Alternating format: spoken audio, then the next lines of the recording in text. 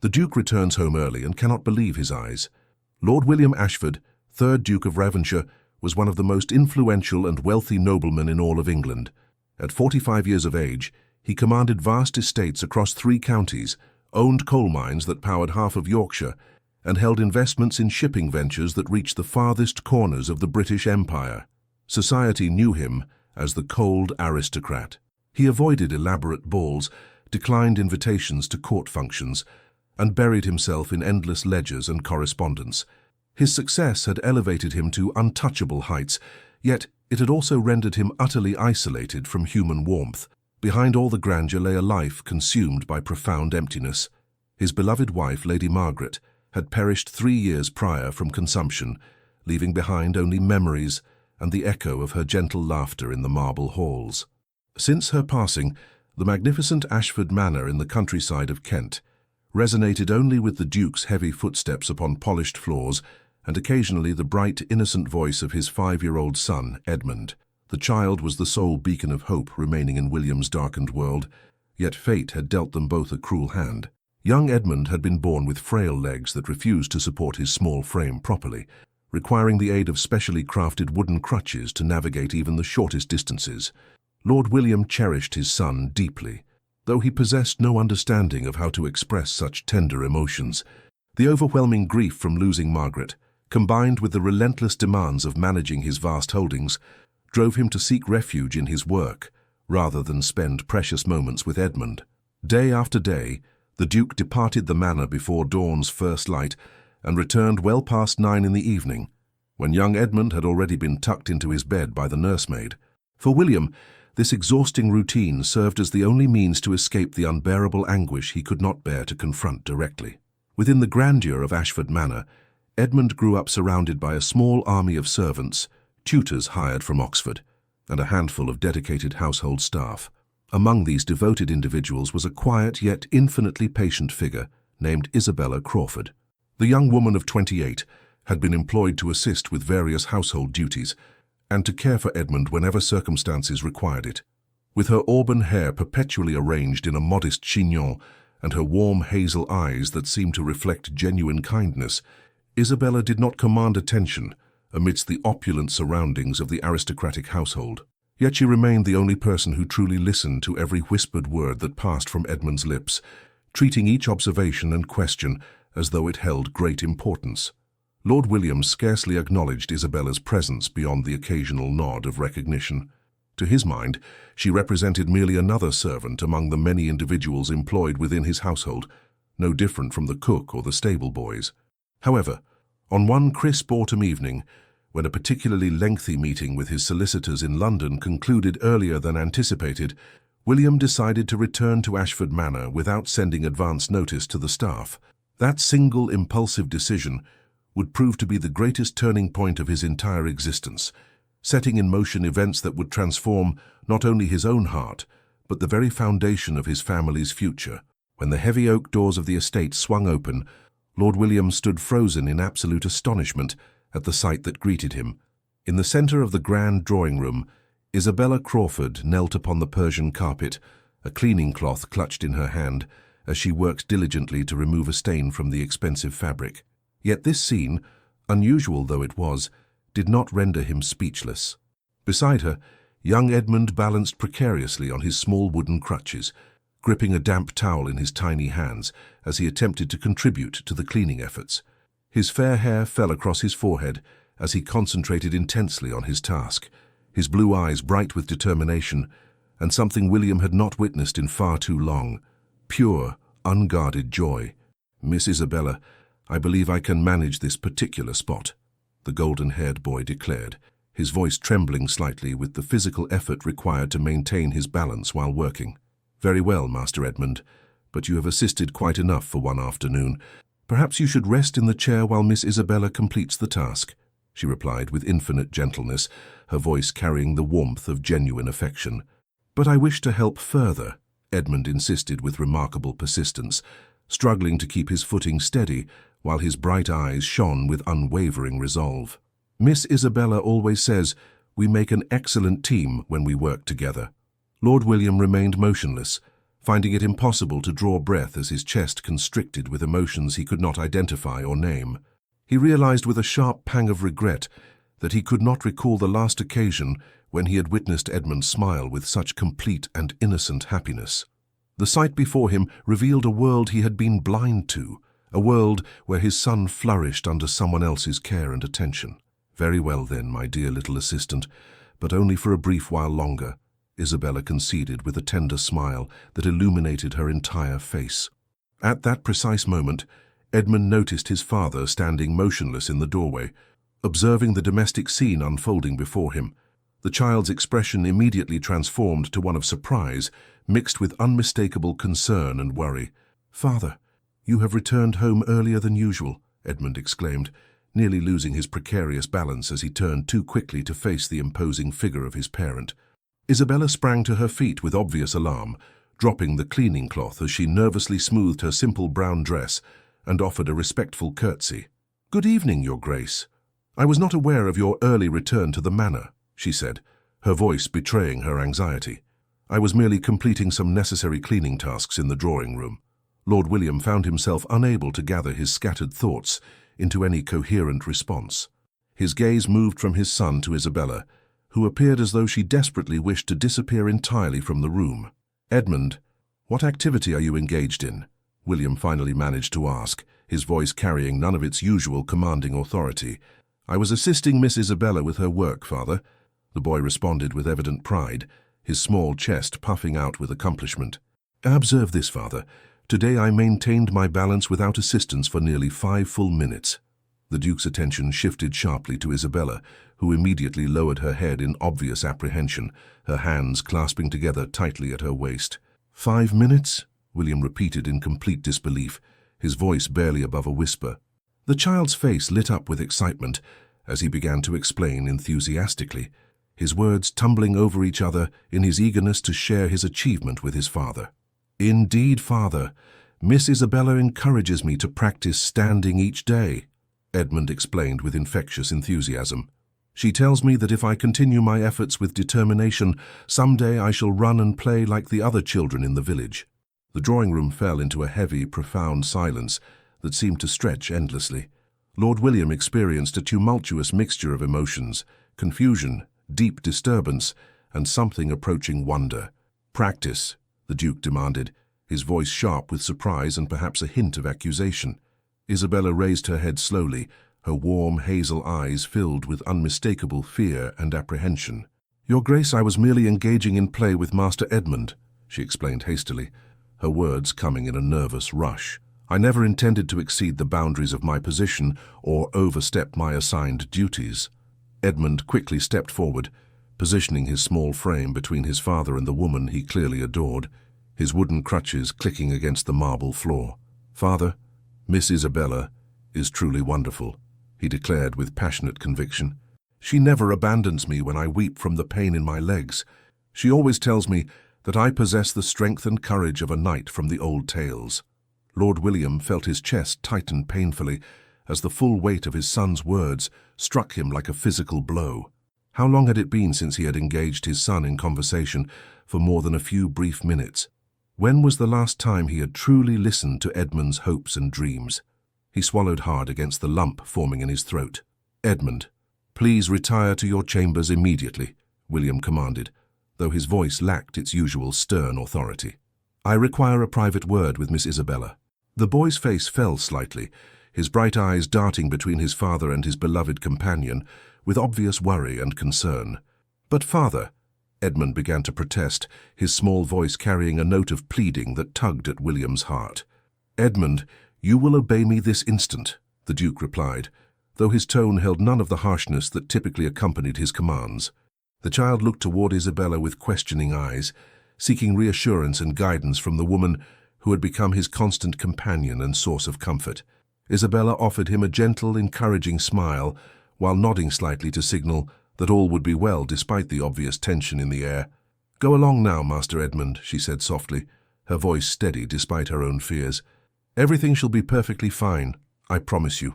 With the distinctive sound of his wooden crutches tapping against the polished floors, Edmund made his way toward the grand staircase that led to the upper floors of the manor. Just before he disappeared from view around the corner, the boy called out with fierce loyalty and conviction, "Miss Isabella is the finest person in the entire world, father." His declaration echoed through the vast hall, leaving behind a silence that felt almost sacred.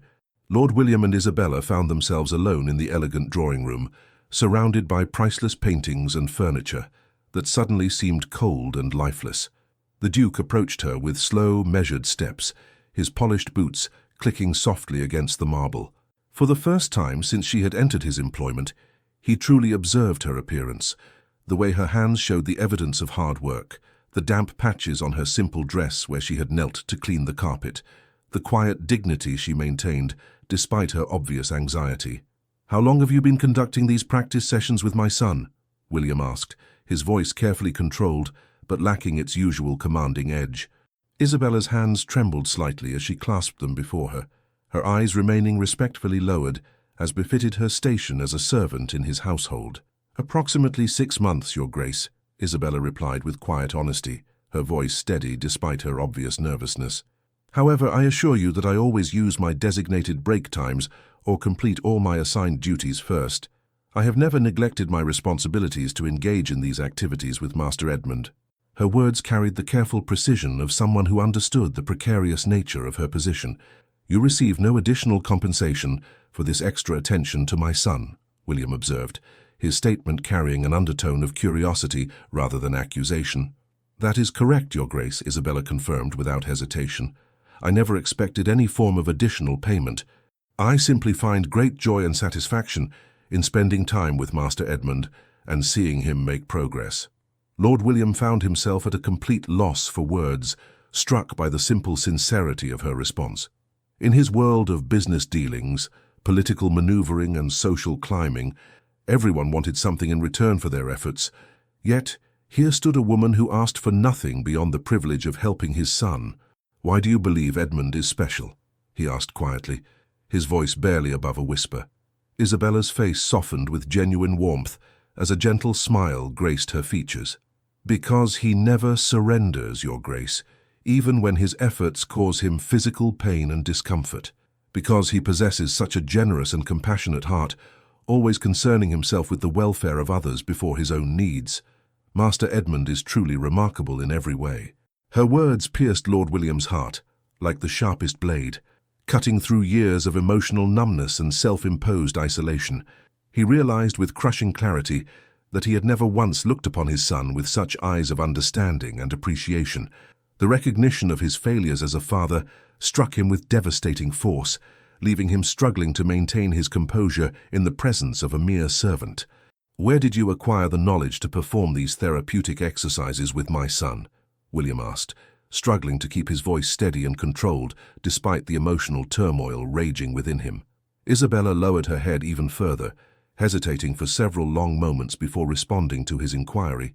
"I possess some experience in such matters, Your Grace," she replied carefully, choosing her words with obvious caution. "What manner of experience?" the Duke pressed, sensing that there was far more to her story than she was initially willing to reveal. She remained silent for quite some time, clearly wrestling with whether to share personal details that she had kept carefully guarded. Finally, she drew a deep breath and spoke with quiet vulnerability. "My younger brother Thomas was born with weak legs that could not properly support his weight, Your Grace. I dedicated my entire childhood to accompanying him to appointments with physicians, learning exercises that might help him walk with greater ease and confidence." She paused, her voice growing even softer as she continued. "When I observed Master Edmund experiencing such profound sadness and isolation, I found myself unable to simply stand by and do nothing to help. Please forgive me, Your Grace, but the child spends so many hours alone while you attend to your important business affairs." Lord William stood in stunned silence, unable to form any response to her gentle but pointed observation. Isabella's voice grew fainter as she added, "If you wish it, I shall cease these activities immediately. I only desired to see Master Edmund smile more frequently. A child should have the opportunity to laugh and play every single day of his young life." The Duke found himself frozen by the truth of her words, suddenly realizing that he could not even remember the last time he had witnessed his son's genuine, unguarded laughter. The weight of his neglect pressed down upon him like a physical burden, making it difficult to breathe. "Miss Isabella, may I ask you something of a personal nature?" William inquired, his voice softer than she had ever heard it before. "Of course, Your Grace. I am at your disposal," she replied, though her hands continued to tremble slightly with nervous anticipation of what he might ask. "Why are you employed as a household servant? Clearly you possess knowledge of therapeutic techniques and demonstrate remarkable skill with children. Why do you not seek employment in a hospital or with a physician who could benefit from your expertise?" The question hung in the air between them, highlighting the vast gulf between their social stations. Isabella offered a faint, melancholy smile that did not quite reach her eyes. "Because I possess no formal education or credentials, Your Grace. Everything I understand about helping those with physical limitations came from caring for my brother Thomas. None of my knowledge holds any official recognition or value in the eyes of society." She paused, gathering her courage before continuing. "Moreover, I must work to provide financial support for my family. My mother labors through the night cleaning offices and shops in the village, while my brother Thomas, now 16 years of age, attends the local school in the morning hours and works in a blacksmith's shop during the afternoons." Her voice grew even quieter as she revealed the extent of their struggles. "We manage to survive from day to day, but only barely, Your Grace. There is no money for formal education or training, nor time to pursue such luxuries when every moment must be dedicated to earning enough to keep food on our table and a roof over our heads." Lord William felt a profound mixture of shame and admiration wash over him as he listened to her words. Before him stood a woman worn down by the crushing weight of her family's needs, yet she still found the time, energy, and compassion to dedicate herself to his son's well-being without expecting anything in return. "Have you never considered pursuing formal study to become a licensed practitioner of therapeutic medicine?" William asked, genuinely curious about her aspirations and dreams beyond her current circumstances. Isabella's smile grew more pronounced, though it carried a distinctly bitter edge that spoke of dreams long deferred. "Study for what purpose, Your Grace? Where would I discover the necessary funds for such an undertaking?" she asked with quiet resignation. "The time required for such pursuits.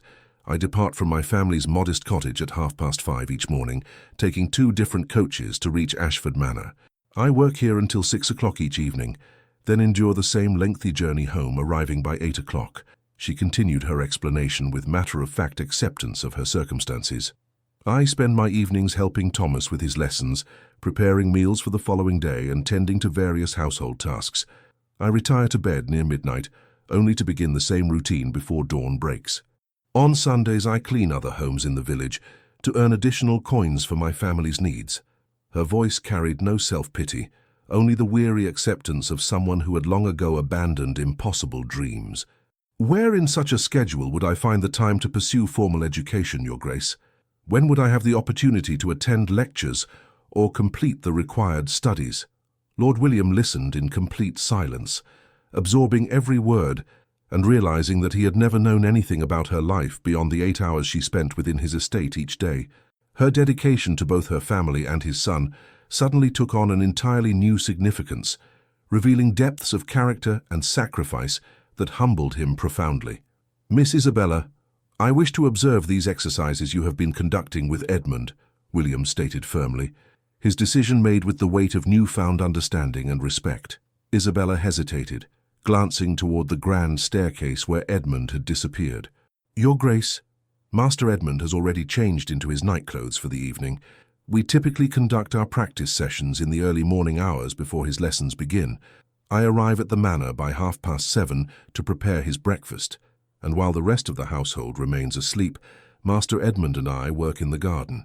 Her explanation revealed yet another aspect of their routine that William had been completely unaware of, highlighting just how disconnected he had become from his son's daily life. "Following our exercises, he bathes, takes his morning meal, and begins his studies with his tutor," she continued. "The entire routine is carefully designed not to interfere with his other obligations or disturb the household's normal operations." Lord William found himself genuinely astonished by this revelation. He maintained no knowledge whatsoever of his son's morning activities, having always departed for London or his other business ventures by 7 o'clock sharp, and returning only after 9 at night. Even his weekends were consumed entirely by estate business, correspondence, and meetings that seemed to multiply endlessly. "Does Edmund find enjoyment in these exercise sessions?" William asked, his voice carrying a note of genuine curiosity, mixed with paternal concern he had not expressed in far too long. "He absolutely delights in them, Your Grace," Isabella replied, her face brightening with obvious pride and affection. "Initially, the exercises were quite difficult and caused him some discomfort, but now he requests them without prompting." She paused, a gentle blush coloring her cheeks as she added, "Just yesterday afternoon he maintained his balance without assistance for nearly 3 full minutes. It was truly remarkable to witness his determination and progress." William's eyes widened in genuine surprise, as the physician who had examined Edmund months earlier had indicated that such improvement would require much longer to achieve, if it proved possible at all. 3 minutes without support?" William repeated in amazement, struggling to comprehend how such significant progress had occurred without his knowledge. Isabella's blush deepened slightly as she nodded confirmation of Edmund's achievement. "Perhaps Master Edmund possesses additional motivation to succeed beyond his natural determination," she suggested modestly. "He frequently expresses his desire to demonstrate his capabilities and make you proud of his accomplishments, Your Grace," she added quietly, then hesitated before continuing. "He often speaks of wanting to impress you with his progress and show you how hard he has been working to grow stronger." Lord William felt his throat constrict painfully as the full impact of her words settled over him like a heavy cloak. His son thought of him with such hopeful affection, despite his prolonged absences and emotional distance. The realization filled him with both overwhelming guilt and a fierce determination to change the pattern of neglect that had characterized their relationship. At that precise moment, the soft, familiar tapping of wooden crutches echoed from the marble staircase, growing steadily louder as their owner approached.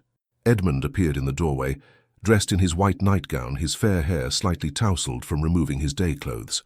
"Father, you remain here still," he observed with obvious surprise and perhaps a hint of hope. "You should be sleeping at this hour, young man," William replied, though his tone lacked any trace of stern disapproval. "I was unable to fall asleep," Edmund admitted honestly, his blue eyes darting between his father and Isabella with obvious concern. "You will not send Miss Isabella away from our home, will you, father?" The question struck William like a physical blow, revealing fears that his young son had been harboring, despite his attempts to appear brave and confident. "Why would you believe I might do such a thing?" William asked, kneeling down to bring himself to his son's eye level for perhaps the first time in months.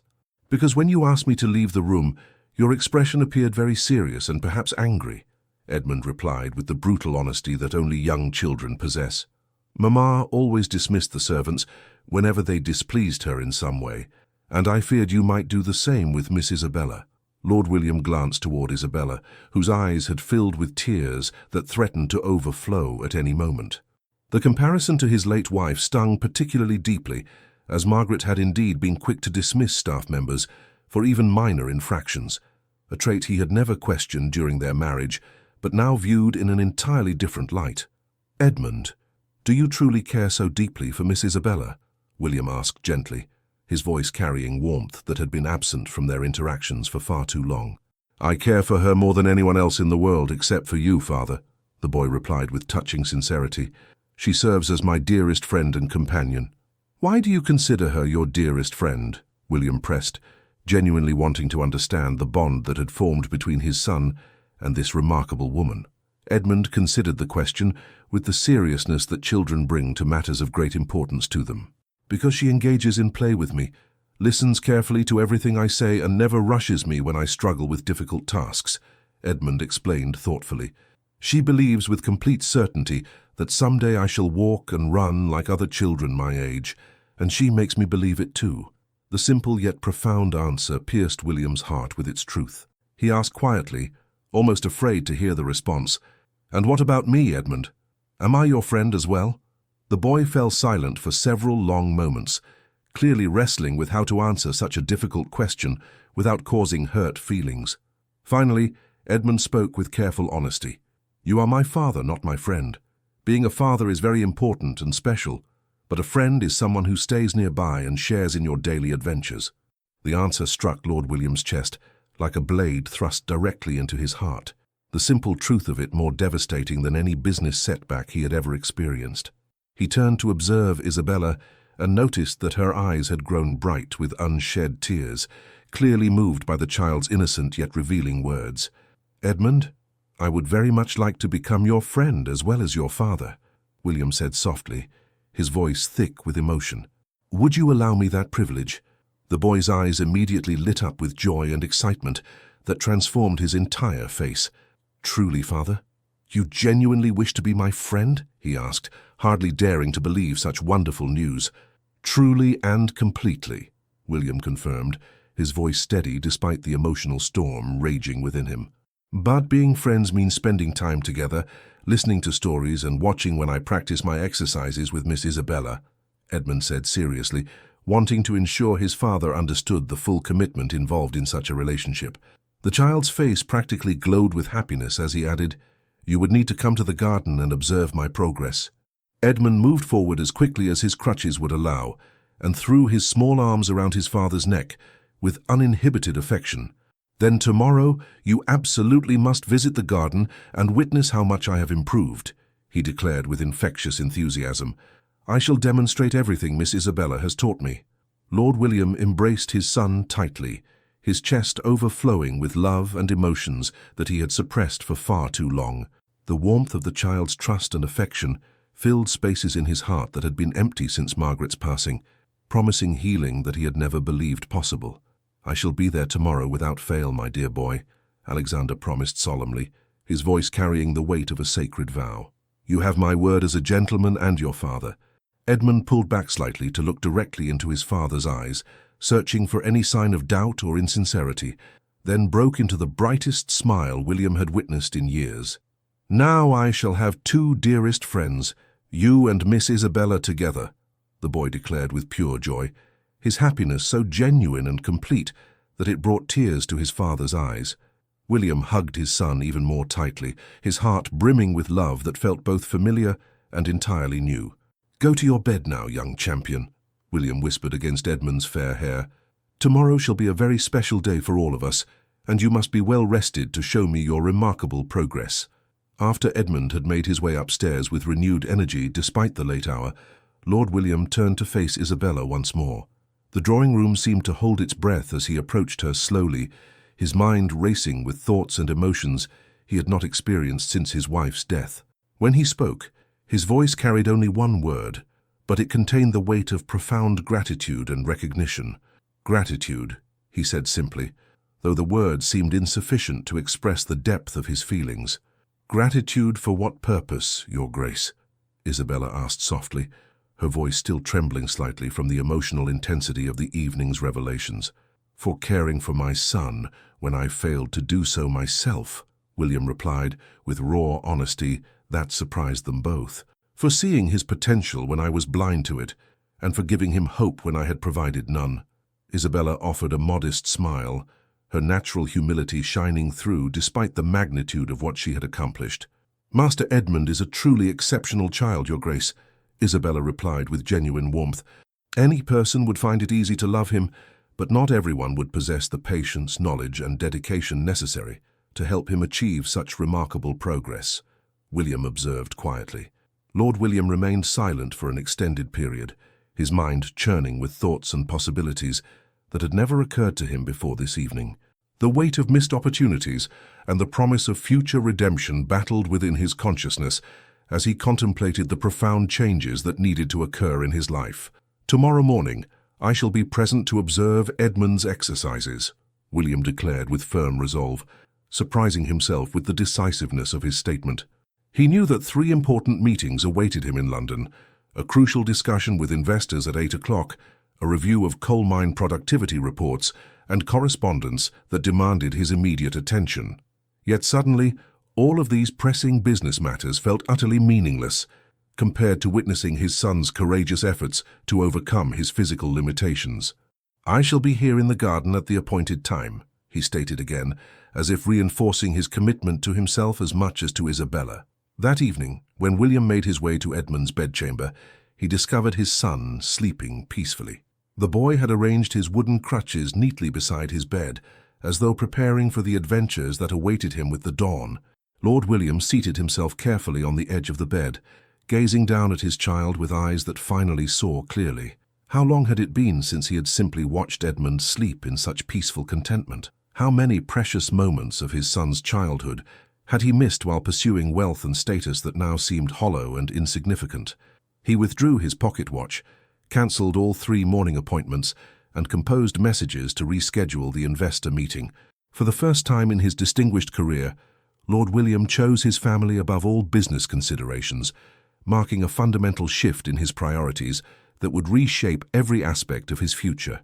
The following morning, William awakened at 6:30, bathed and dressed in simple country attire, something he rarely wore on weekday mornings when London business typically demanded his formal appearance. He made his way down to the kitchen, where Isabella was already busy preparing the morning meal. The sight of her working diligently in the early morning light struck him with new appreciation for her dedication and reliability. "Good morning, Miss Isabella," William said warmly, causing her to startle slightly in surprise. "Good morning, Your Grace," she replied, clearly taken aback by his unusually early appearance. "You have risen quite early this morning. Is everything well?" Her concern for his welfare, despite her own modest position, touched him deeply and reinforced his growing respect for her character. "Indeed, everything is perfectly well," William assured her. "I have awakened early specifically to observe Edmund's morning exercises, as I promised him last evening." Isabella's face brightened with obvious pleasure at this news, though she attempted to maintain her professional composure. "Master Edmund typically awakens at 7 o'clock, Your Grace. We begin our practice at 8 o'clock, following his morning meal." She paused uncertainly before asking, "Is there anything I might do to assist you while you wait? Perhaps prepare some tea or arrange for your usual breakfast?" William stepped closer to the work area where she was preparing Edmund's favorite morning cakes. "May I assist you with these preparations?"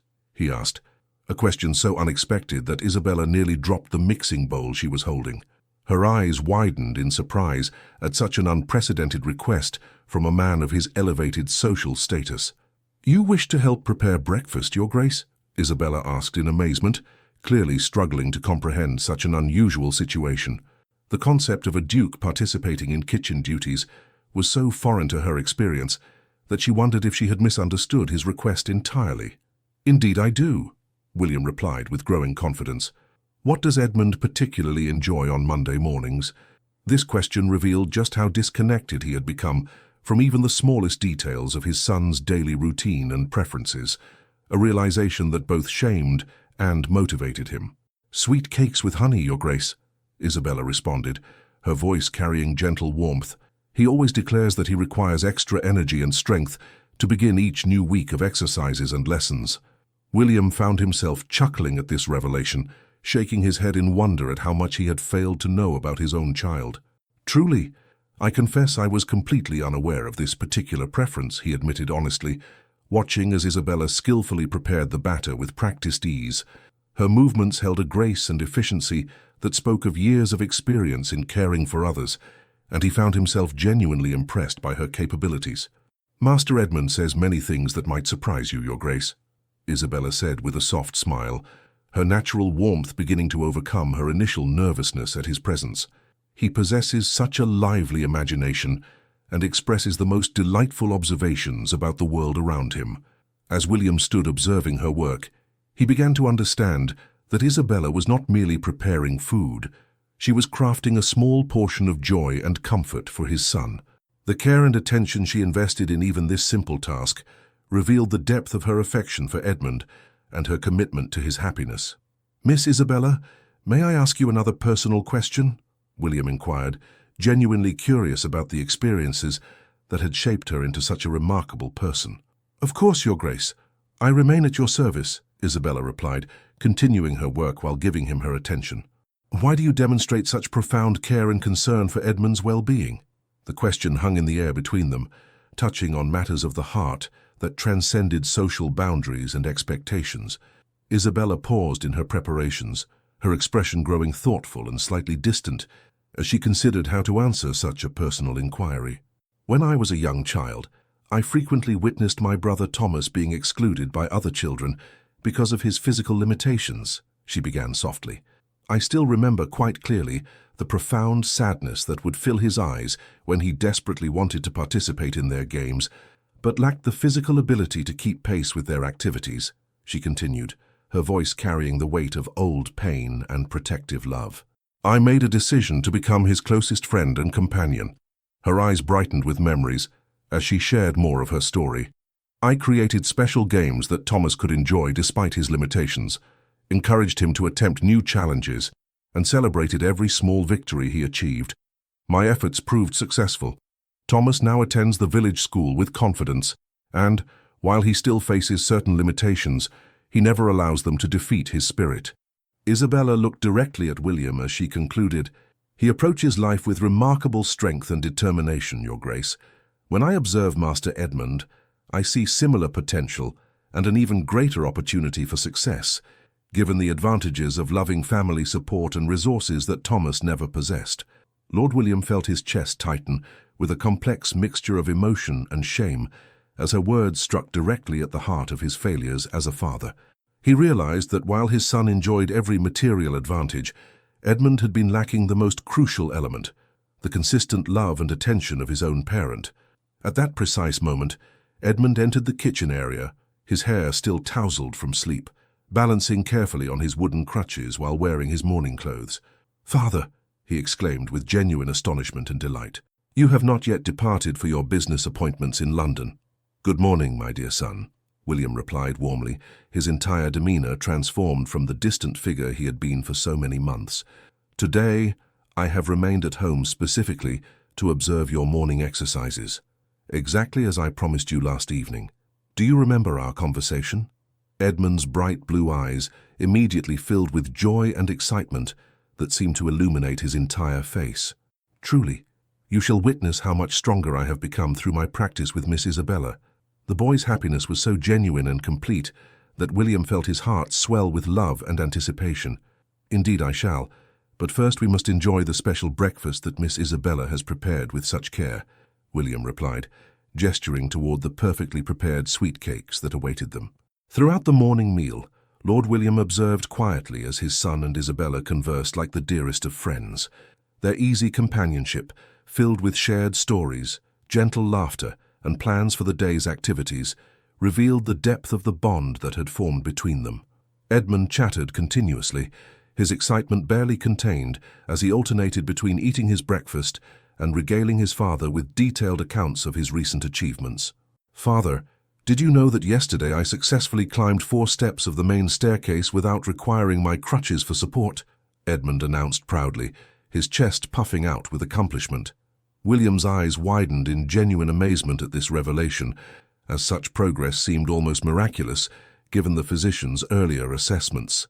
4 entire steps, William repeated in wonder, struggling to comprehend how such remarkable improvement had occurred without his knowledge. "That achievement seems absolutely extraordinary, Edmund." The pride in his son's face was unmistakable, and William realized he had missed witnessing countless such moments of triumph. "Indeed, and I have also mastered several stretching exercises similar to those performed by adults," Edmund continued enthusiastically, his excitement making his words tumble over each other. "Stretching exercises?" William asked, his curiosity genuinely piqued by these revelations about his son's hidden capabilities and dedication. "Yes, father, Miss Isabella instructed me that muscles must be properly prepared before engaging in any form of physical exertion or practice," Edmund explained with the serious tone of someone sharing important knowledge. "She ensures that I understand the reasons behind each activity we undertake together." Lord William glanced toward Isabella, recognizing clearly that her approach was both knowledgeable and methodical, rather than merely well-intentioned but amateur. Her understanding of proper therapeutic techniques impressed him greatly, especially considering her lack of formal medical training. At precisely 8 o'clock, the 3 of them made their way into the garden. Isabella spread a soft blanket upon the grass, creating a comfortable surface for their morning session. "Come now, Master Edmund. We shall begin with your stretching routine as always," she said gently, her voice carrying the perfect balance of encouragement and authority. Edmund positioned himself carefully on the blanket, performing each movement with such precision and earnest concentration that Lord William found himself genuinely astounded. The boy's dedication and focus rivaled that of any adult undertaking important work, revealing a maturity and determination that William had never recognized before this moment. "Excellent work, Edmund. Now we shall practice your balance exercises," Isabella announced with warm approval. She assisted Edmund to his feet and carefully moved his wooden crutches to one side, placing them just close enough for safety, but far enough to encourage independence and confidence. "Today, let us attempt to maintain your balance for 45 seconds without any support," she suggested encouragingly. "If you succeed in this goal, tomorrow we might try for a full minute." Edmund lifted his chin with fierce determination, his small jaw set in a way that reminded William powerfully of his late wife's stubborn resolve. "I wish to attempt a complete minute today, Miss Isabella," the boy declared boldly, his confidence inspiring even as it worried the adults who understood the risks of pushing too hard too quickly. "Let us proceed gradually, Master Edmund. 45 seconds represents excellent progress from your previous achievements," Isabella counseled wisely. Edmund released his grip on the crutches and stood independently, his small body trembling slightly with the effort required to maintain his balance. Lord William held his breath unconsciously, watching his son's face transform with concentration and determination as he fought to remain upright. 15 seconds, Isabella counted aloud, her voice filled with encouragement and pride. "You see that, father?" Edmund called out breathlessly, his eyes fixed straight ahead but his voice directed toward William. "I can see it perfectly, my son. Your strength and courage are truly remarkable," William replied, his voice thick with emotion. 25, 30, 35, Isabella continued counting, her own excitement building as Edmund surpassed his previous record. 40, 45 seconds. As Isabella completed the count, Edmund wobbled precariously and began to fall, but she caught him smoothly in her arms, having positioned herself perfectly to provide safety without interfering with his efforts. "I achieved it! A complete 45 seconds of independent standing!" Edmund shouted in absolute triumph, his face glowing with joy and accomplishment. Lord William swept his son into his arms immediately, his own eyes glistening with tears he made no attempt to hide or suppress. "Edmund, I have never been more proud of anyone in my entire life," William whispered against his son's fair hair, his voice breaking with the weight of love and admiration he felt. The boy beamed with happiness, breathing heavily from his exertion but clearly energized by his success and his father's obvious pride. "Now you understand why I love practicing with Miss Isabella every morning, do you not, father?" Edmund asked, his excitement making his words come in breathless rushes. "She makes me believe that I can accomplish anything I set my mind to achieving." "I understand completely," William whispered, his throat tight with emotion as he fully grasped the magnitude of what Isabella had accomplished with his son. In the days that followed, Lord William began implementing dramatic changes in his daily routine and priorities. He no longer departed the manor before dawn, but instead remained for breakfast with Edmund and made certain to observe the morning practice sessions in the garden. The more he witnessed, the more astounded he became by his son's steady, consistent progress and unwavering determination. Edmund could maintain his balance for increasingly longer periods, walked with growing confidence and stability, and most importantly of all, the genuine smile had returned to illuminate his young face, with the joy that had been missing for far too long. The transformation in both father and son was remarkable to observe. One afternoon, while Edmund was occupied with his art lessons in the library, Lord William invited Isabella to join him in the conservatory. The elegant room, filled with exotic plants and afternoon sunlight, no longer carried the cold formality that had once characterized every space in the manor. Standing beside the tall windows that overlooked the gardens where so much healing had taken place, William hesitated briefly before turning to face Isabella with an expression more vulnerable than she had ever witnessed from the powerful Duke.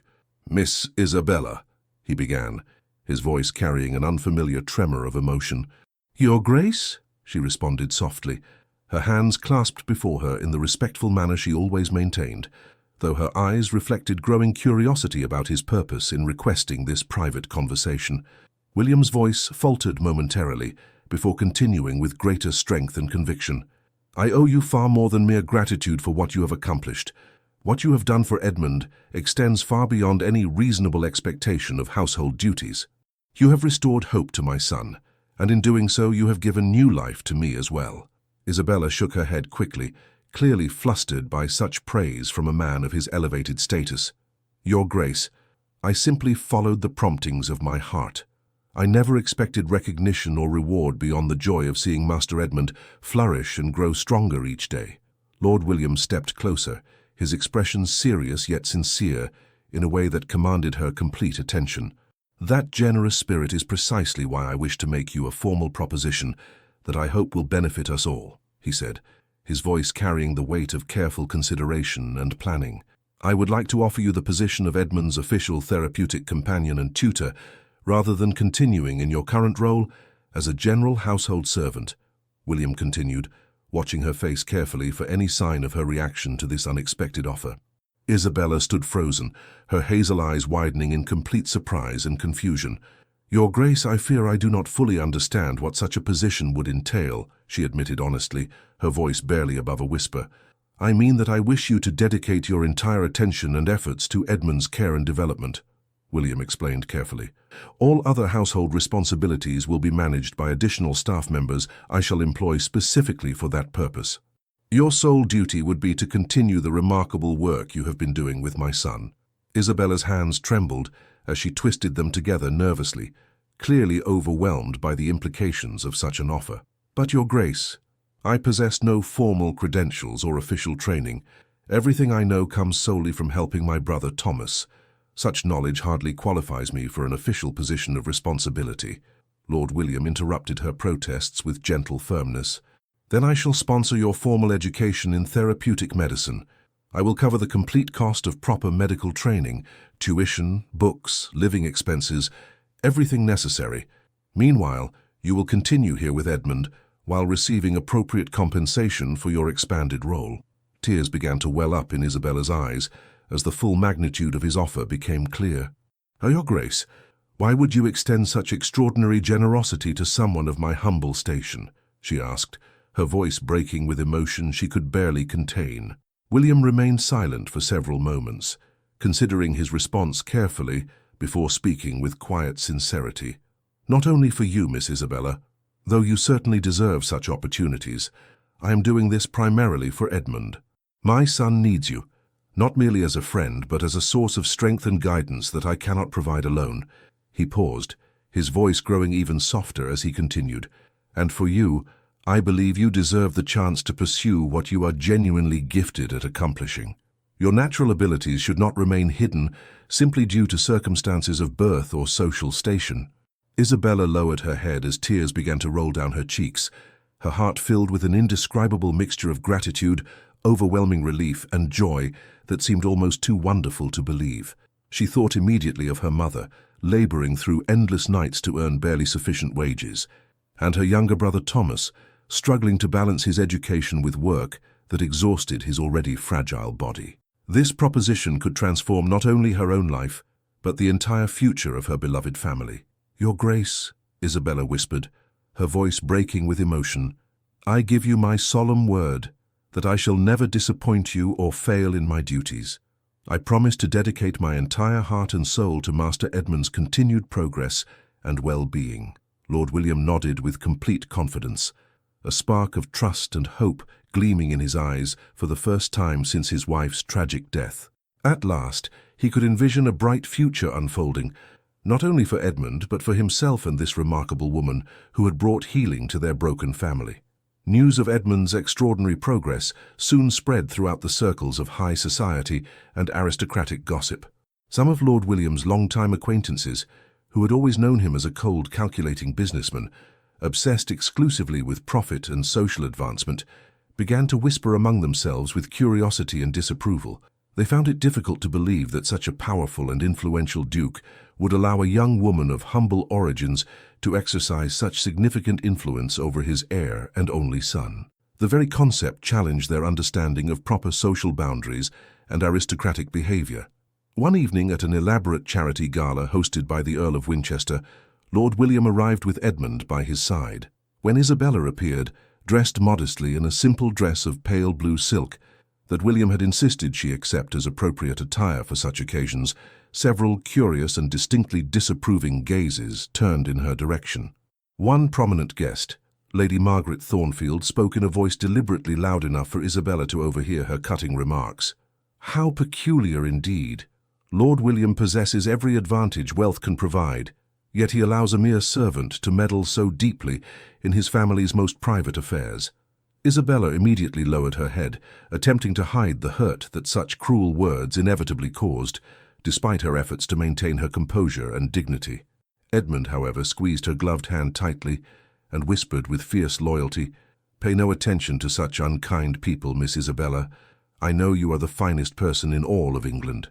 Lord William overheard the exchange, and his blood began to boil with righteous anger at the casual cruelty directed towards someone who had accomplished miracles through pure dedication and love. He turned to face the assembled guests, his voice calm but carrying the unmistakable authority of his noble rank and personal conviction. "That remarkable woman has achieved what all my wealth and the finest physicians in London could not accomplish," William declared with quiet dignity. "She enabled my son to believe he could walk again when everyone else, including myself, had abandoned such hope. If you cannot recognize and appreciate the value of such dedication, then I fear we have nothing further to discuss this evening." The entire ballroom fell into uncomfortable silence, dozens of elegantly dressed guests suddenly finding themselves unable to meet the Duke's steady gaze. Isabella looked toward William with her heart swelling, with both profound gratitude and growing concern for how such public declarations might affect his social standing. However, the challenges and social pressures they faced were far from concluded. Several weeks later, Lord William received an unexpected visit from Sir Reginald Blackwood, a wealthy nobleman whose young daughter suffered from a similar condition to Edmund's physical limitations. "William," Sir Reginald announced without preamble during his unscheduled visit, "I have heard remarkable reports about your servant's abilities with children who face physical challenges. I wish to employ her for my daughter's care. I am prepared to offer double whatever wages you currently provide, plus a comfortable cottage on my estate and provision for her entire family." Lord William's expression immediately hardened with protective determination. "Miss Isabella is not available for employment elsewhere," he replied firmly. "She has become an integral part of my family's life and Edmund's continued progress." Sir Reginald persisted with the stubborn determination of a man accustomed to obtaining whatever he desired through sheer financial pressure. "Surely you cannot be so selfish as to monopolize such talent when my daughter desperately needs similar assistance? Name your price, William. Every person has their breaking point." "Miss Isabella's loyalty and dedication cannot be purchased," William replied coldly, his voice carrying the unmistakable authority of a man who would not be moved from his position. "I suggest you seek assistance elsewhere for your daughter's needs." However, Sir Reginald proved unwilling to accept such a definitive refusal. Several days later, Isabella herself approached Lord William with obvious uncertainty, clouding her usually serene features, her hands trembling slightly as she requested a private audience. "Your Grace, I have received a direct employment offer," she began hesitantly, her voice carrying notes of both excitement and profound conflict. William nodded slightly, having anticipated this development following his conversation with Sir Reginald Blackwood. "Yes, from Sir Reginald concerning his daughter's care," William confirmed. Isabella hesitated before nodding her acknowledgement. "He has promised to provide financial security for my mother and brother Thomas that would transform their entire lives. The amount of money he offers could ensure Thomas receives proper medical care and education beyond anything we had ever dared to imagine." She paused, clearly struggling with the weight of such an impossible decision. "Yet I find myself unable to reach any conclusion, because I cannot bear the thought of abandoning Master Edmund when he depends upon me so completely." Lord William studied her face carefully, observing the genuine anguish reflected in her expressive eyes as she wrestled with competing loyalties and responsibilities. He understood perfectly that Isabella felt torn between her duty to her struggling family and her deep emotional bond with Edmund. "The most crucial question," William said gently, his voice carrying both understanding and concern, "is what would happen to Edmund's progress and emotional well-being if you were to accept this other position and leave our household." Fresh tears immediately filled Isabella's eyes as she considered the devastating impact such a departure would have on the child she had grown to love as deeply as any blood relative. "Master Edmund would be absolutely heartbroken, Your Grace." He has come to trust me completely, and just the thought of leaving him already breaks my own heart into pieces." Lord William stepped closer, his voice carrying absolute resolution and determination. "Then I shall ensure such separation never occurs. I will provide for your mother and brother's needs in a manner that matches or surpasses Sir Reginald's offer. More importantly, Isabella, I need you to understand something of vital significance." His voice grew softer, more personal than she had ever heard it before. "To me, you are no longer merely an employee or servant. You have become an irreplaceable member of this family, and I will not allow anyone to take you away from us or from Edmund." Isabella broke down completely, her shoulders shaking with sobs of relief, gratitude, and overwhelming emotion. "Your Grace, I have only one response to give you," she managed to say through her tears. "I will remain here for Edmund, for our family, and for everything we have built together." In that moment, Lord William realized that their small family had faced its first major trial and emerged stronger than ever before. The attempt to separate them had only served to clarify how essential Isabella had become to their happiness and Edmund's continued development. In the weeks that followed, the atmosphere throughout Ashford Manor seemed completely transformed by love, hope, and renewed purpose. Every morning, William positioned himself in the garden to observe Edmund's practice sessions with patient attention that spoke of his commitment to being truly present in his son's life. His consistent presence provided Edmund with additional motivation and confidence that seemed to accelerate his already remarkable progress. The boy improved dramatically with each passing day, maintaining his balance for ever longer periods and taking increasingly steady, confident steps without assistance. Isabella remained constantly by Edmund's side, patiently encouraging him when he stumbled, celebrating each small victory as though it were a monumental achievement, and providing the unwavering support that enabled him to push beyond what anyone had believed possible for a child with his limitations. Each time Lord William witnessed these interactions, he felt his throat tighten with emotion, as he fully grasped how Isabella's patient love and expertise had ignited the flame of determination that now burned so brightly within his son's brave heart. Then, on one particularly crisp morning, when autumn was beginning to paint the countryside in brilliant shades of gold and crimson, a miracle occurred that would be remembered and celebrated for years to come. "Edmund, today we shall attempt something entirely new," Isabella announced with a confident smile, her eyes glowing with trust and anticipation. "Today, you are going to set aside your crutches completely and attempt to walk several steps entirely on your own strength," she continued, her voice carrying both excitement and absolute faith in his abilities.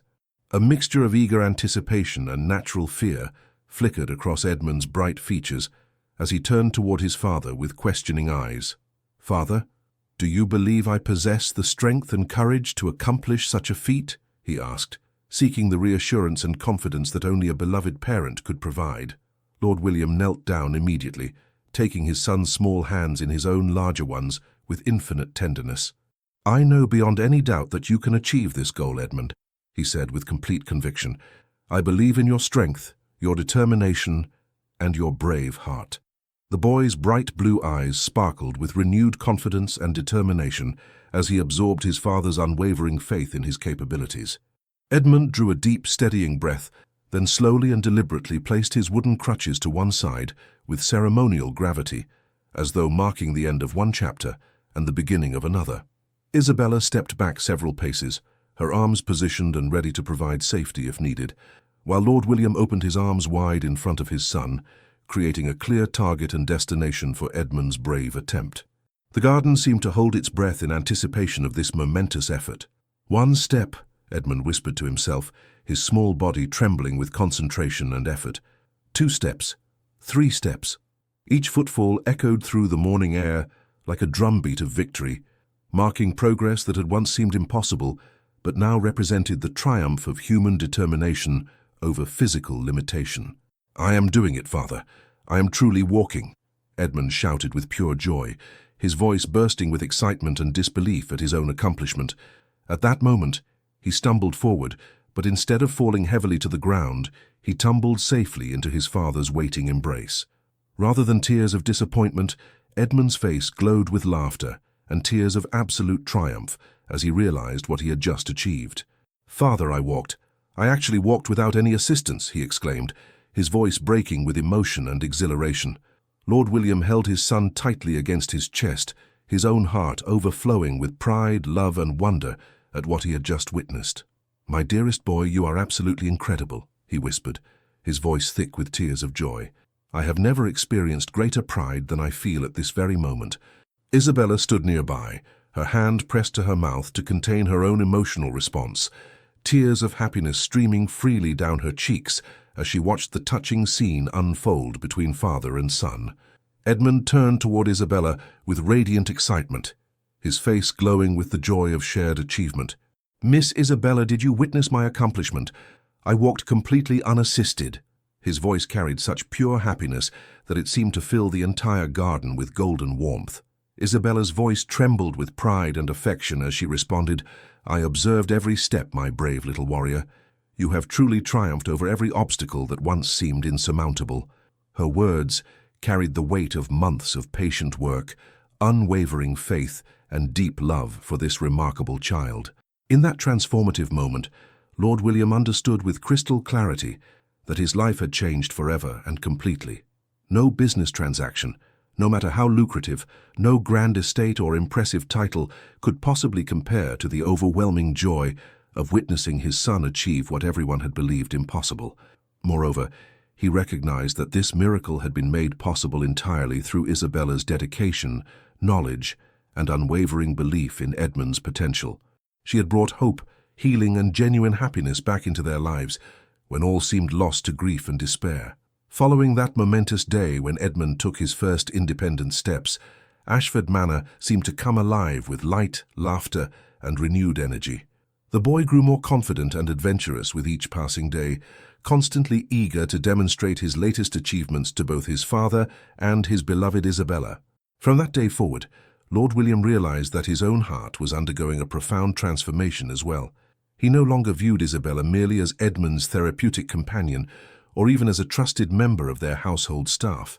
Every morning, as he observed her patient guidance and witnessed her gentle encouragement, he felt something stirring within him that he had believed died with his wife. It was warmth, trust, hope, and gradually something deeper and more complex, a growing affection and admiration that went far beyond gratitude for her professional services.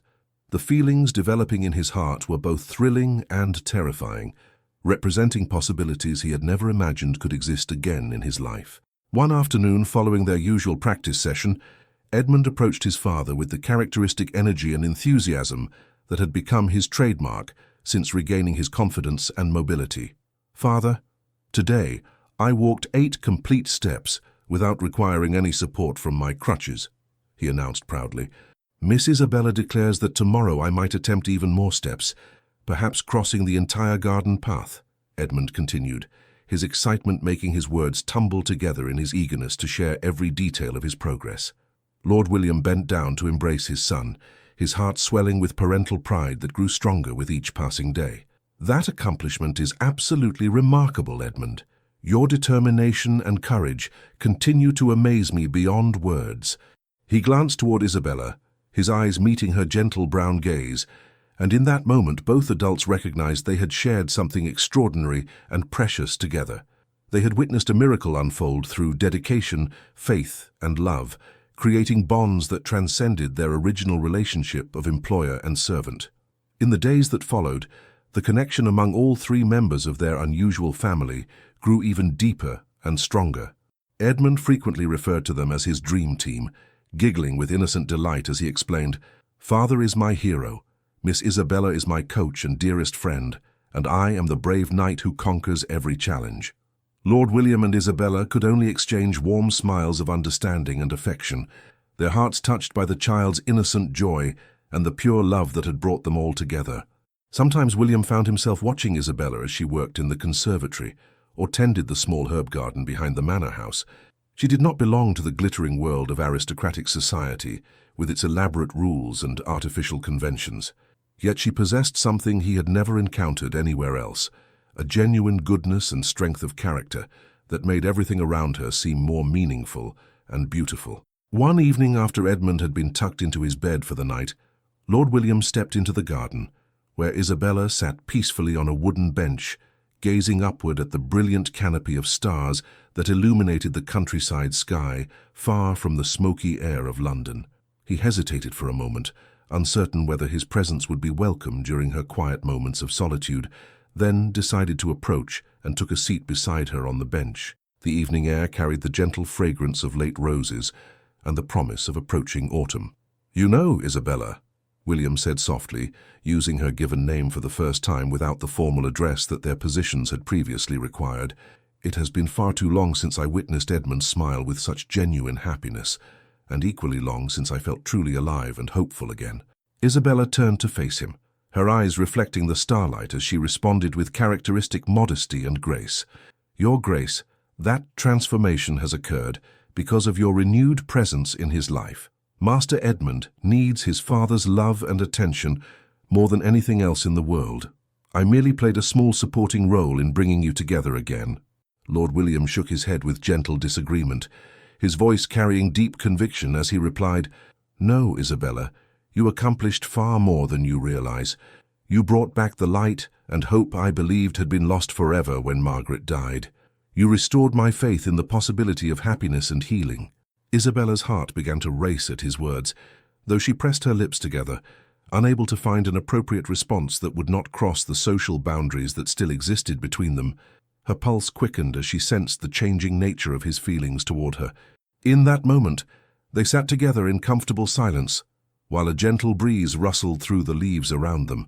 Yet within that peaceful quiet, an invisible thread of connection began to form between their hearts. A bond no longer built solely on duty and gratitude, but on growing admiration, deep respect, and the beginnings of something that resembled love. In the days that followed this intimate conversation, Lord William became increasingly aware of the profound feelings developing within his heart. Every time he observed Isabella patiently guiding Edmund through his exercises, or heard her gentle laughter echoing through the halls that had once seemed cold and empty, his heart warmed with emotions he had not experienced since his beloved wife's tragic death. For the first time in 3 long years of grief and isolation, William felt genuinely alive, cared for by someone whose presence brought meaning and joy to his daily existence, and filled with hope for a future that had once seemed barren and pointless. One evening, after Edmund had been settled comfortably in his bedchamber for the night, Lord William requested that Isabella remain in the library for a private conversation. The vast room, lined floor to ceiling with leather-bound volumes, no longer carried the intimidating formality that had once characterized every space within the manor. Soft candlelight cast dancing shadows across Isabella's face, making her kind brown eyes seem even more luminous in the intimate atmosphere of the book-filled sanctuary. "Isabella," William began, his voice lower and more personal than she had ever heard it before, carrying undertones of vulnerability that surprised them both. "I have spent considerable time thinking about Edmund, about this family we have created together, and most significantly, about you and what you have brought into our lives," he continued, his gaze steady and unwavering in its sincerity. Lord William drew a deep breath, gathering courage for words that would irrevocably change the nature of their relationship. "I lost so much when Margaret died, and I closed my heart completely to any possibility of love or happiness. Yet you arrived like an unexpected blessing, bringing light back into our darkness, restoring Edmund's laughter and hope, and somehow gradually bringing me back to life as well." His voice grew even softer as he continued with absolute honesty. "I can no longer deny or ignore what has grown within my heart.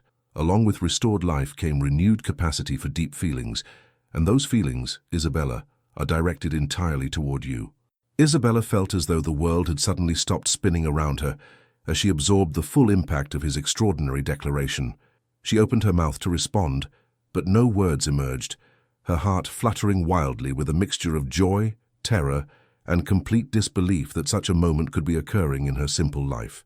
At length, she found her voice and shook her head with obvious distress, her words coming in a trembling whisper. "Your Grace, such feelings cannot possibly lead to anything meaningful or appropriate. You are a duke of ancient lineage and vast wealth, while I remain merely an ordinary woman of humble origins. Society would never accept or approve of such an impossible connection."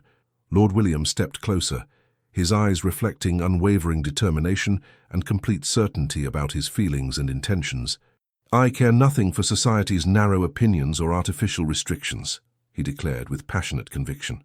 "The only things that truly matter to me are Edmund's happiness, the well-being of this family we have built together, and you, Isabella."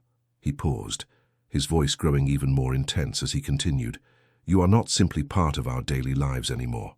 You have become the very heart and soul of everything that brings meaning and joy to our existence. I cannot imagine continuing this life without you by my side as my equal and partner." Fresh tears began to well up in Isabella's eyes as she turned away, desperately attempting to hide the overwhelming emotions that threatened to completely overcome her carefully maintained composure. "I am frightened, Your Grace," she admitted with raw honesty that revealed her vulnerable heart. "I fear that if I allow myself to believe in such happiness, if I say yes to what my heart desires more than anything, the entire world will turn against you with a vengeance that could destroy everything you have worked so hard to build and maintain throughout your distinguished life." Lord William moved even closer, gently placing his hands on her shoulders with infinite tenderness. "Then we shall face whatever challenges arise together, as a united family," he said with absolute resolve. "I once believed I possessed the strength and ability to fight all of life's battles entirely alone, relying on no one else for support or companionship," William continued, his voice filled with hard-earned wisdom. "But now I understand with perfect clarity that I do not wish to continue this existence without you beside me, as my wife, my partner, and Edmund's mother in all but blood." In that transformative moment, Isabella felt the protective walls she had carefully constructed around her heart begin to crumble completely under the weight of his sincere declarations and unwavering devotion. Though she did not speak aloud, the tears of joy shimmering in her expressive eyes communicated everything that words could not adequately convey.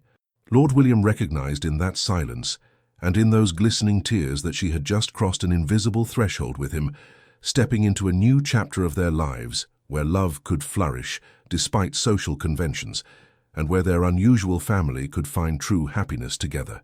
As the weeks passed following that pivotal conversation, the bond between William and Isabella became undeniably apparent to everyone within the household, though they maintained appropriate discretion in public settings. Even high society's persistent whispers and disapproving gossip could not diminish William's resolve or shake his certainty about his feelings. The only opinion that mattered to him belonged to Edmund, and the boy had never appeared happier or more secure in his young life. Every time he observed his father and Isabella laughing together over breakfast, or working as partners to help him with his continuing exercises, Edmund would exclaim with pure delight, "Now, I have both my hero and my dearest friend together with me always." One spring evening, as the gardens surrounding Ashford Manor burst into glorious bloom with daffodils and early roses, Lord William sat in the very same spot where Edmund had taken his miraculous first steps months earlier. Warm golden light from carefully placed lanterns created an enchanted atmosphere throughout the garden. He held Isabella's hand gently in his own, his eyes steady and filled with love as he prepared to ask the most important question of his entire life. "Isabella, my dearest love," William began, his voice carrying all the tenderness and certainty that had grown in his heart over these precious months together. "I once believed I would spend the remainder of my life in complete solitude, knowing only the cold satisfaction of business achievements and social obligations." He paused, his thumb gently tracing across her knuckles as he continued. "But you and Edmund have taught me that the most valuable treasures in existence are not grand estates, impressive titles, or accumulated wealth. The greatest treasure is family, people who love unconditionally, support each other through every challenge, and choose to build a life together based on trust, respect, and deep affection." Isabella's breath caught in her throat as she recognized the profound significance of this moment and the question she sensed was coming. Her heart pounded with such intensity, she was certain he must be able to hear it in the quiet garden air. "Will you do me the extraordinary honor of becoming my wife?" William asked, with gentle formality, though his eyes blazed with passionate love and hope. "Will you help me create a true family where Edmund can grow up surrounded by the love and stability he deserves, and where we can build a future together based on everything we have discovered about what truly matters in life?" Isabella's eyes immediately flooded with tears of pure joy as she realized that this incredible moment was indeed real and not simply a beautiful dream she might wake from at any instant. She nodded eagerly, unable to form coherent words through her overwhelming emotional response, but squeezing his hands tightly to communicate her wholehearted acceptance. "Yes," she finally managed to whisper through her tears. "Yes, with all my heart, William. I want nothing more than to build this family together with you and Edmund." Her voice grew stronger as she continued. "You have given me not just love, but hope for a future I never dared imagine possible." William smiled with radiant happiness, his own eyes glistening with unshed tears of joy and relief. "From this moment forward, we shall create something beautiful together. A true family built on love, respect, and the understanding that the greatest treasures in life cannot be purchased with money or inherited through noble bloodlines." The wedding day arrived 6 weeks later, deliberately planned as a simple yet deeply meaningful celebration that reflected their shared values rather than society's expectations for elaborate aristocratic ceremonies. Instead of the grand cathedral that tradition would have demanded, Lord William chose the garden behind Ashford Manor, the very location where Edmund had taken his first miraculous steps and where their family had truly begun to heal and grow together. The guest list included only their closest friends, a few family members who had chosen to support their unconventional union, and several household staff who had witnessed their love story unfold with joy and approval. Edmund wore a perfectly tailored miniature version of adult formal attire, serving proudly as the ring-bearer and special escort for his soon-to-be stepmother.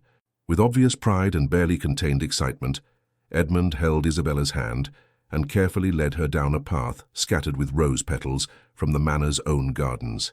"Miss Isabella," he announced with the seriousness of someone performing a vitally important duty, "today I am giving you to Father, so that we can officially become a real family." His words caused Isabella's heart to swell with such overwhelming love that tears of happiness threatened to spill over before the ceremony had even begun. The simple, heartfelt declaration captured the essence of what this union truly meant to all of them, not just a marriage between two adults, but the creation of a loving family unit. When the moment came for their vows, Lord William looked directly into Isabella's eyes with an expression of absolute devotion and spoke from his heart rather than from any traditional script. "I, William Ashford, promise to love and cherish Isabella not only as my beloved wife, but as the woman who restored light to our lives when all seemed lost in darkness." His voice grew stronger as he continued.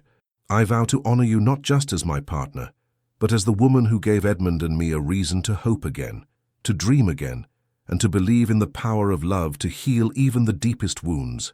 I promise to place this family above all worldly concerns and to cherish what we have built together." Isabella's voice trembled with emotion as she responded with equal sincerity and depth of feeling. "I, Isabella Crawford, promise to stand beside William and Edmund through times of joy and seasons of challenge alike.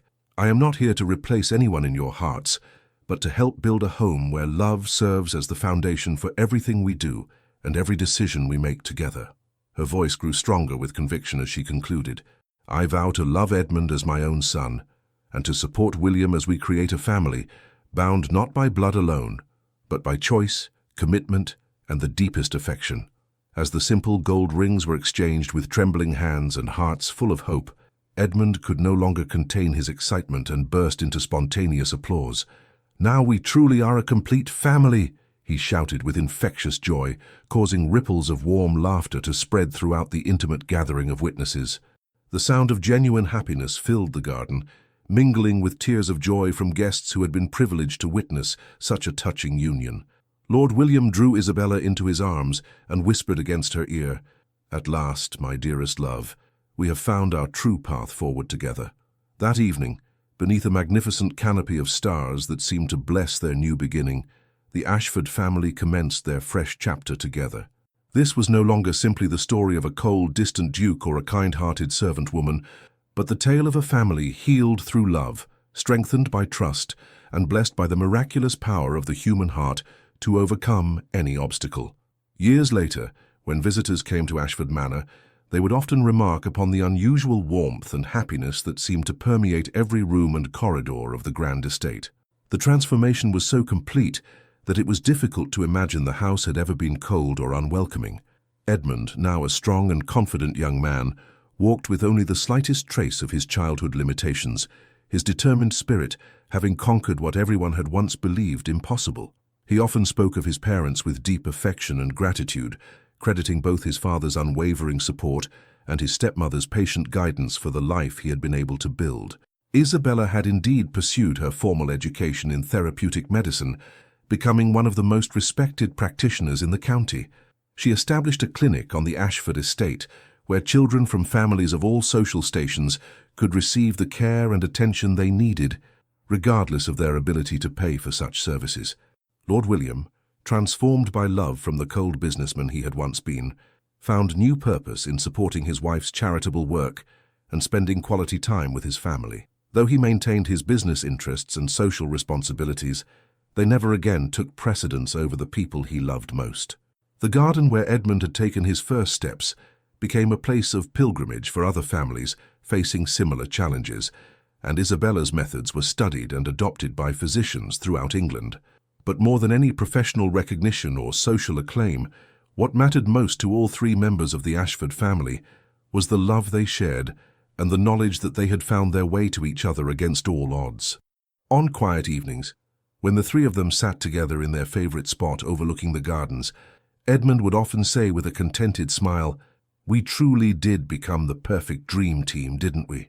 And in those moments, surrounded by the love they had fought so hard to create and protect, William and Isabella knew that they had indeed found something far more precious than any treasure the world could offer. Their story became a testament to the power of love to heal old wounds, the importance of never giving up on those we care about, and the miraculous transformations that become possible when people choose to open their hearts to unexpected blessings. The Duke had returned home early that autumn day and discovered something far more valuable than he could ever have imagined. He had found his family, his purpose, and his heart's true home.